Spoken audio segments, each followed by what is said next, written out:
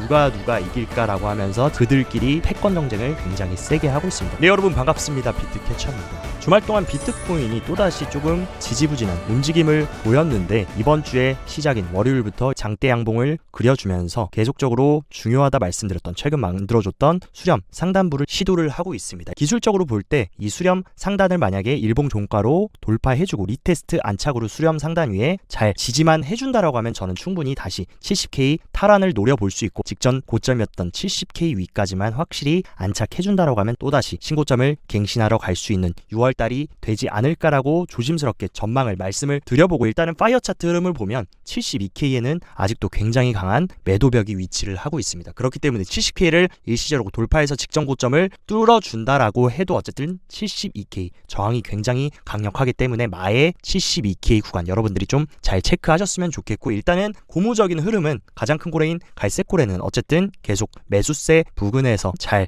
위치를 해주고 있고, 스마트한 트레이딩을 많이 하는 보라고래들이 최근에 갑자기 굉장히 강한 매수세에 동참함과 동시에 비트코인 가격을 올려 쳐줬다라는 것, 가장 큰 고래 둘이 지금 매수세에 동참하고 있다라는 것, 충분히 새로운 상승 파동의 시작이 될 수 있다라고 개인적으로 생각을 합니다. 근데 주말 동안 지지부진하게 또 시장 횡보하게 만들었던 가장 큰 원인은 뭐였냐? 결국에 정치적인 매크로적인 요인이 또 크립토 시장에 작용을 했습니다. 최근에 좀 친화적으로 변했나 했던 바이든 미국 대통령이 SAB 11, 그러니까 암호화폐 커스터디 의무에 대한 회계 지침, 이 거부 결의안을 바이든이 거부권을 결국 행사를 했습니다. 한 달 미루길래 이거 행사 안 하는가 했더니 결국에 6월달 되자마자 거부권 행사를 했고, 이에 따라서 스카이브리지 안서니 스카라무치는 암호화폐에 대한 바이든 대통령의 입장은 그가 생각하는 것보다 훨씬 더 많은 대가를 치를 수 있다. 그 법안의 거부권을 행사한 것은 정말 잘못된 결정이다. 특히 이 중요한 시기에 말이죠.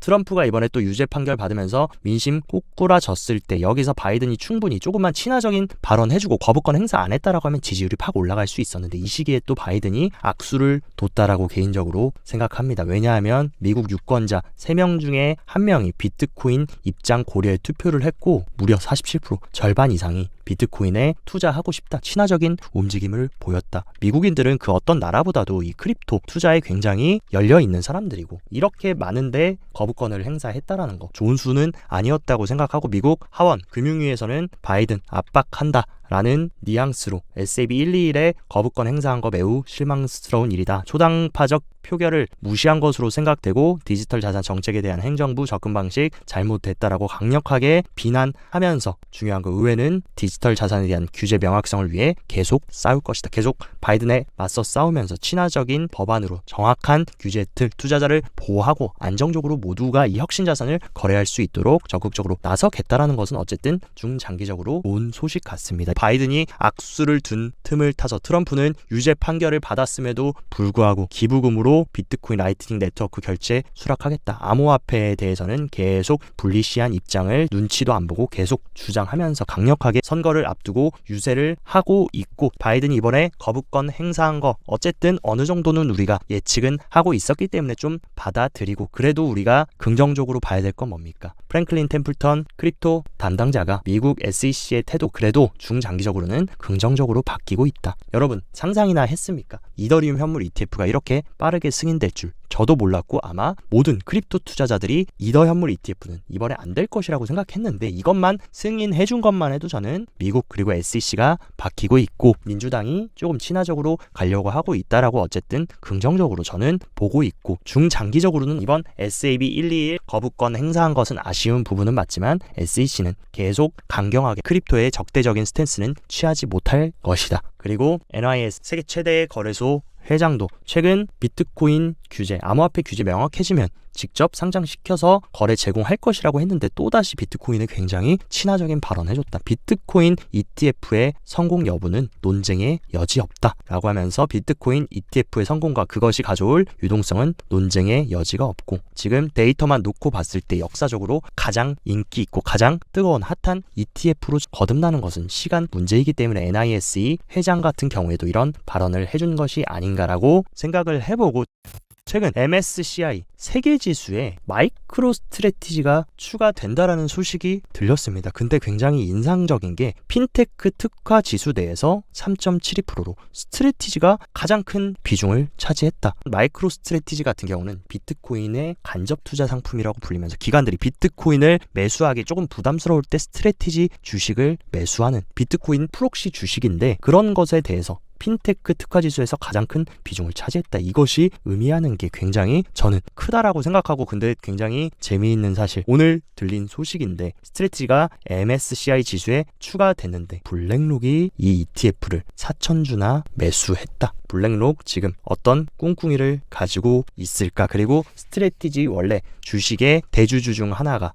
블랙록인 만큼 얼마나 블랙록이 지금 암호화폐 시장이 불리시하고 스트래티지까지 밀어주면서 간접적으로 비트코인을 최고의 혁신 자산으로 끌어올리려는지, 그들의 이런 숨은 수면 아래에서 행동해서 우리는 유추할 수 있을 것이라고 생각하고, 항상 개미들 뒤통수 치면서 눈 가리고 아웅하고 호박씨가는 JP모건 같은 경우는 이더리움 ETF에 대해서 부정적인 시장 반응을 예측하고 있다. 과거에도 어땠습니까? 비트코인 바닥일 때 JP모건 CEO 제이미 다이먼 방송에 나와서 비트코인 사기고 쓰레기고 불법 수단 자금 세탁에밖에 안 쓰인다라고 했는데, 알고 보니까 뒤에서 오닉스 프로토콜로 RWA 시장부터 비트코인 적극적으로 추진하고 여러 기관들의 AP 파트너로 참여하면서 뒤에서 호박씨 까고 있는 거 다 걸렸다. 지금도 이더리움 ETF에 대해서 표면적으로 대중들한테는 부정적이다, 망할 거다라고 해놓고 분명히 무언가 보이지 않는 곳에서 매집하고 축적하는 흐름 충분히 우리가 유추가 가능합니다. 실제로 온체인 상에서도 전체 거래소의 이더리움의 유출량이 최근 들어서 엄청나게 증가한 모습. 거래소에서 이더리움이 유출했다. 이것은 뭡니까? 기관이나 고래들이 본인들 개인 지갑이나 커스터디로 대량 매수 후 이동시켜서 축적을 할 수 있는 어떤 그런 움직임으로 볼 수 있고, 실제로 바이낸스 1위 거래소의 이더리움 테이커바이 시장가 매수 비율이 최근 들어서 급격하게 튀었다. 과거에도 바닥 구간에 시장가 매수가 급격하게 들어온 이후에 가격이 튀어줬고, 최근 2월 달에도 급격하게 시장가 매수가 들어오고 나서 가격이 올려 쳐준 만큼 지금도 이런 식으로 시장가 매수를 급격하게 긁으면서 매집을 했다라는 거, 추후에 지금 이 횡보장만 끝난다라고 하면 올려 쳐줄 수 있는 어떤 그런 패턴을 만들어주고 있다라고 생각합니다. 그리고 또 굉장히 크립토 시장에 고무적인 소식이 들렸는데, 오클라호마에서 비트코인과 모든 암호화폐 채굴자한테 면세 혜택을 주는 법안을 정식으로 통과를 시켰다. 이제 법안은 주지사 책상으로 향하고 있고, 주지사 서명만 기다리고 서명만 된다라고 하면 오클라호마주 같은 경우는 채굴 관련해서 면세 혜택을 주고 굉장히 친화적인 주가 될 수 있다. 이런 크립토의 친화적인 주들이 하나 둘씩 늘어나고 사람들의 크립토에 대한 인식이 바뀐다라고 하면 결국에 시대가 변화하고 내러티브가 변화할 수 있는 거, 이런 시작이 굉장히 중요하다라는 것입니다. 그리고 전 세계적으로도 비트코인에 대한 채택은 가속화되고 있는데, 호주에서는 최초의 비트코인 현물 ETF가 이제 내일부터 본격적으로 거래를 시작한다. 이제 미국뿐만이 아니라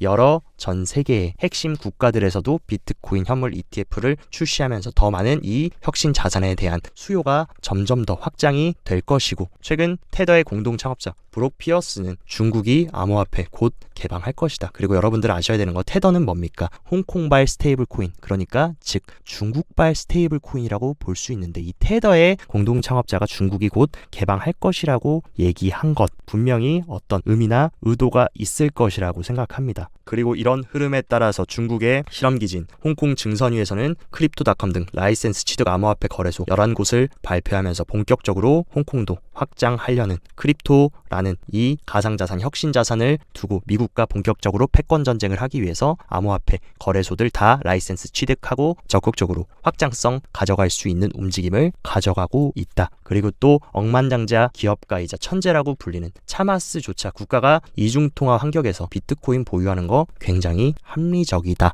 라고 얘기하면서 비트코인에 대해서 굉장히 불리시한 발언을 해줬는데, 혁신을 초창기에 통찰력 있게 알아보고 초기 투자를 해서 엄청난 돈을 벌었던 차마스가 차트가 어쨌든 이 비트코인이라는 현상에 대해서 긍정적으로 얘기해줬다라는 거, 저는 이 부분도 우리가 유심히 주목해야 된다라고 불리고, 이런 천재들조차 비트코인을 인정하는 내러티브, 이런 것들이 강화됐을 때 중장기적으로 방향이 어디로 갈까? 지금 단기적으로 한두 달 조금 지지부진했다고 캐처님 왜 이렇게 비트코인 안 가나요? 비트코인 언제 올라가나요? 라고 얘기하지만 여러분들 아셔야 되는 거, 비트코인과 인터넷의 채택률을 비교해보면 이 진한색이 비트코인, 그리고 이 연한색이 인터넷의 채택 속도입니다. 근데 지금 비트코인과 인터넷이 출시된 이후에 채택의 속도를 비교해보면 비트코인의 채택이 인터넷보다도 더 빠르다. 그러면 나중에 시간이 지났을 때 비트코인의 채택이 인터넷 수준으로 올라갈 수 있는, 그렇기 때문에 우리는 단기적으로 차트 캔들만 보고 오늘 오르냐 내일 떨어지냐만 보고 있으면 뭔가 천천히 가는 것 같고 느리게 가는 것 같지만 이미 인터넷보다도 더 빠르게 성장하고 채택이 되고 있다라는 거, 우리는 굉장히 빠른 속도로 잘 가고 있다라는 거 여러분들이 인지를 하셔야 됩니다.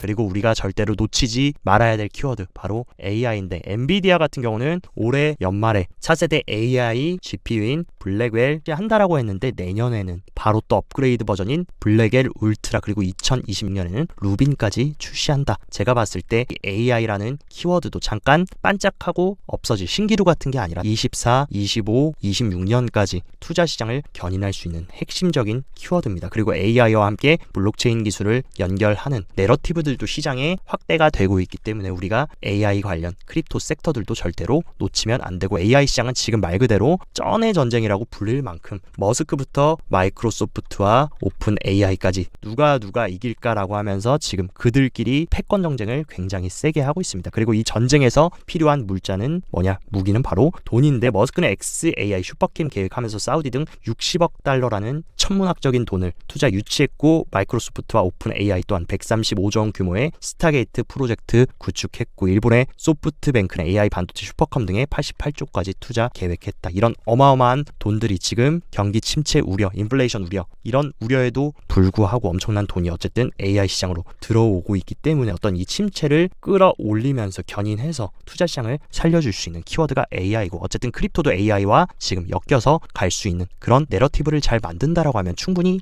AI 관련 크립토 섹터들도 우리가 계속 추적해야 된다라는 사실 여러분들이 인지하시고, 그리고 어쨌든 간에 몇 가지 온체인 데이터를 체크를 해보면 비트코인이 횡보하고 지지부진하고 박스권 움직임 가져간다라고 해도 축적 주소수는 계속해서 우상향하고 있다. 그리고 비트코인뿐만이 아니라 지지부진했던 이더리움의 축적 주소수는 오히려 5월 들어서 급격하게 이더리움 현물 ETF 19B-4 승인 이후에 급격하게 들어온 만큼 비트 이더 모두 계속해서 누군가는 계속 축적을 하는 내러티브 가져가고 있다. 그리고 비트코인 방향성에 가장 큰 역할을 하는 미국 기관들의 현물 ETF 유입 흐름을 체크해보면 최근 들어서 유입세가 조금 약해지긴 했지만 결과적으로 지금 하루도 빠지지 않고 계속해서 유입이 들어오고 있다는 사실, 제가 항상 말씀드리는, 우리는 국면을 봐야 된다라고 말씀드렸는데 ETF의 축적 유입은 올타임 하이 계속 갱신하면서 기관들의 자금은 계속 ETF로 유입되고 있다. 이것이 중요합니다. 누군가는 우리가 지지부진해서 지루해서 팔고 던지고 도망갈 때 누군가는 우리가 던진 물량을 받아서 계속해서 배를 채우고 있다라는 사실. 그리고 많은 분들이 알트코인 시즌 언제 오나요? 캐처님 알트 불장 언제 오나요? 아마 대다수의 분들이 비트코인, 이더리움보다 잡알트 그리고 메이저 알트 이런 것들이 아마 포트 비중이 더 많을 것으로 보입니다. 근데 알트코인도 저는 충분히 하반기에는 긍정적으로 보고 있는데, 일단은 알트왕 이더리움 현물 ETF가 승인됐고, 아직 현물 ETF는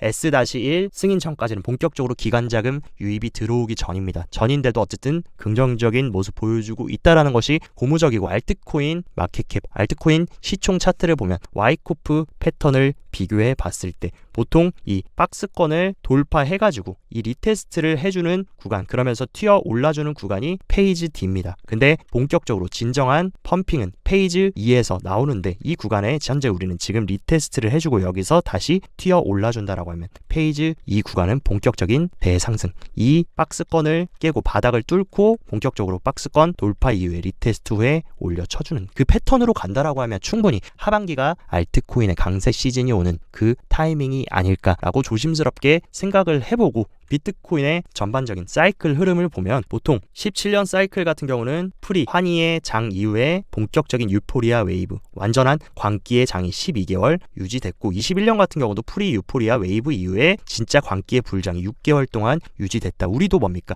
프리 유포리아 기간 최근 신고점 갱신한다 뭐다 했을 때 이미 지났고 본격적으로 우리는 이미 상승장 안에 유포리아 웨이브 안에 들어가 있고 과거의 패턴 12개월, 6개월과 비교했을 때 지금 아직 2에서 3개월밖에 안 됐다. 이런 불장 흐름은 지금보다 적어도 2배에서 3배 정도는 더 상승해야 본격적인 패턴상 비교했을 때 과거 불장 사이클과 비슷하게 갈 수밖에 없고 롱텀 장기 홀더의 MVIV 데이터를 보면 과거에도 이 하이리스크 구간 MVIV가 1.5를 넘기는 구간이 17년 불장에는 335일, 21년 사이클에는 590일. 그 이후에 진정한 이 완전한 빨간색 하이밴드 구간에 돌입하면서 엄청난 대폭등을 보여줬는데 우리는 아직 이 빨간색 구간에 돌입도 안 했다. 그리고 과거 패턴과 비교를 해봤을 때도 지금 이 하이리스크 구간도 부족한 상황이기 때문에 항상 제가 말씀드리는 거 이제 절반 왔고 지금 오른 것만큼 절반 더 올라가야지. 지금 오른 것만큼 절반 더 올라가야지. 그때 시즌 끝나고 우리가 팔 생각해야지. 지금 지지부진하고 지루하다 그래서 여러분이 털려 나갈 때는 아니라는 것. 그리고 가장 확실한 인간 지표 한 달 미만의 신규 투자자 실현 시총 같은 경우에 최근에 신고점 갱신한다 뭐다 했을 때 잠깐